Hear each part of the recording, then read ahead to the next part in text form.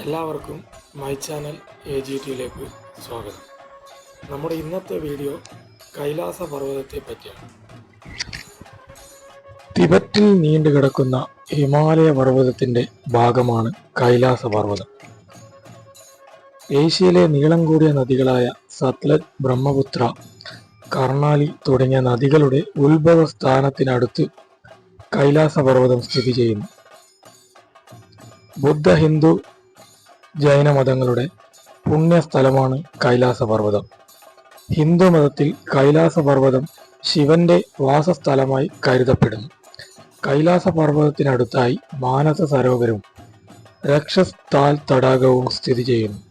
ഡൽഹിയിൽ നിന്നും 865 കിലോമീറ്റർ അകലെ, സമുദ്രനിരപ്പിൽ നിന്നും ഏതാണ്ട് 6690 മീറ്റർ ഉയരത്തിലാണ് കൈലാസം സ്ഥിതി ചെയ്യുന്നത്.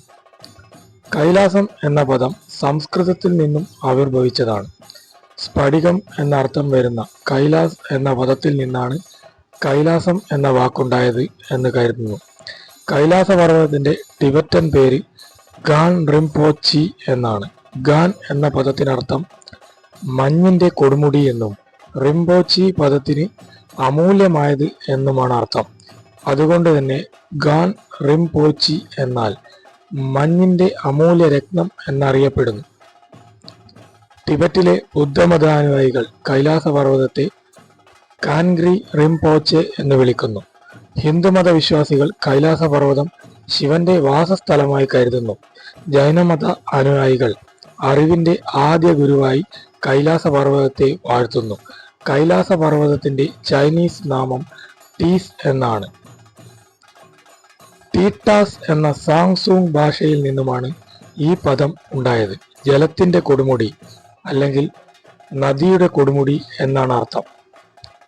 ഹിന്ദു മതവിശ്വാസ പ്രകാരം കൈലാസ പർവ്വതം ത്രിമൂർത്തികളിൽ ഒരു ദേവനായി കരുതുന്നു. പരമശിവന്റെ വാസസ്ഥലമായി കരുതപ്പെടുന്നു. പരമശിവൻ സംഹാരമൂർത്തിയാണ്. അദ്ദേഹം തന്റെ പത്നിയായ ശ്രീ പാർവതി ദേവിയുമൊത്ത് ധ്യാനത്തിൽ ഇരിക്കുന്ന സ്ഥലമാണ് കൈലാസ പർവ്വതം എന്ന് വിശ്വസിക്കുന്നു. വിഷ്ണു പുരാണത്തിൽ കൈലാസ പർവ്വതത്തെ കുറിച്ച് പരാമർശിക്കുന്നുണ്ട്. പർവ്വതത്തിന്റെ 4 മുഖങ്ങളിൽ ഓരോന്നും സ്ഫടികം, രത്നം, സ്വർണം, വൈഡൂര്യം എന്നിവ കൊണ്ട് നിർമ്മിച്ചതാണെന്ന് പറയുന്നു. കൈലാസ പർവ്വതത്തെ വിശ്വത്തിന്റെ തുണയായും പുകഴ്ത്തുന്നു. കൈലാസത്തിൽ പോകുന്നവർക്ക് മല ചുറ്റിവരാൻ 3 ദിവസവും മാനസ സരോവർ തടാകത്തെ ചുറ്റിവരാൻ 3 ദിവസവും വേണം. 15 മൈൽ വീതിയുള്ള മാനസ സരോവർ തടാകം പവിത്രവും ദിവ്യവുമായി കരുതപ്പെടുന്നു. മഞ്ഞുറഞ്ഞ മലകളാൽ ചുറ്റപ്പെട്ടതാണ് മാനസ സരോവർ.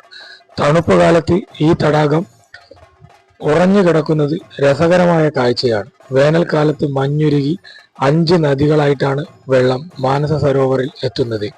കരയിൽ പല വർണ്ണങ്ങളിലുള്ള കല്ലുകൾ കാണാം. മാനസ സരോവറിനടുത്ത് രക്ഷസ്ഥാൽ എന്ന ചെറിയൊരു തടാകമുണ്ട്. ഇവിടെ രാവണൻ തപസ് ചെയ്ത സ്ഥലവും ദുഷ്ദേവതകളുടെ വാസസ്ഥലവും ആയതിനാൽ ഇവിടുത്തെ ജലം ആരും എടുത്തു കുടിക്കാറില്ല. ജൈനമതത്തിൽ കൈലാസ പർവ്വതത്തെ അഷ്ടപദ പർവ്വതം എന്ന പേരിൽ അറിയപ്പെടുന്നു. ജൈന തീർത്ഥങ്കരൻ, ഋഷഭദേവ തുടങ്ങിയവർ മോക്ഷപ്രാപ്തിക്കു വേണ്ടി തപസ്സു ചെയ്യാൻ തിരഞ്ഞെടുത്ത സ്ഥലമായി കൈലാസ പർവ്വതത്തെ കാണപ്പെടുന്നു. താന്ത്രിക ബുദ്ധ അനുയായികൾ കൈലാസ പർവ്വതത്തെ ചക്ര സംവരയുടെ വാസസ്ഥലമായി കരുതുന്നു. ഗുരു റിംപോച്ചെയുമായി കൈലാസ പർവ്വതത്തിലെ വിവിധ പ്രദേശങ്ങളുമായി ബന്ധപ്പെട്ടിരിക്കുന്നു. മിലരേവ താന്ത്രിക ബുദ്ധിസത്തിന്റെ ഗുരുവായി കരുതപ്പെടുന്നു. ഒരിക്കൽ ഇദ്ദേഹം ടിബറ്റിലേക്ക് വരികയും നാറോ ബോൻ ചാങ്ങിനെ വെല്ലുവിളിക്കുകയും ചെയ്തു. നാറോ ബോൻ ചാങ്ങിനെ ബോൻ മതത്തിന്റെ ഗുരുവായി കരുതപ്പെടുന്നു. തുടർന്ന് നടന്ന മത്സരത്തിൽ ഇരുവർക്കും ജയിക്കാൻ കഴിയാതെ വരികയും ചെയ്തു. അവസാനം കൈലാസ പർവ്വതത്തിന്റെ മുകളിൽ ആദ്യം ആരാണോ എത്തുന്നത് അവർ ജയിക്കും എന്ന ഉടമ്പടിയിൽ എത്തിച്ചേരുകയും അതിൽ മിലരേപ ജയിക്കുകയും ചെയ്തു എന്ന് പറയപ്പെടുന്നു.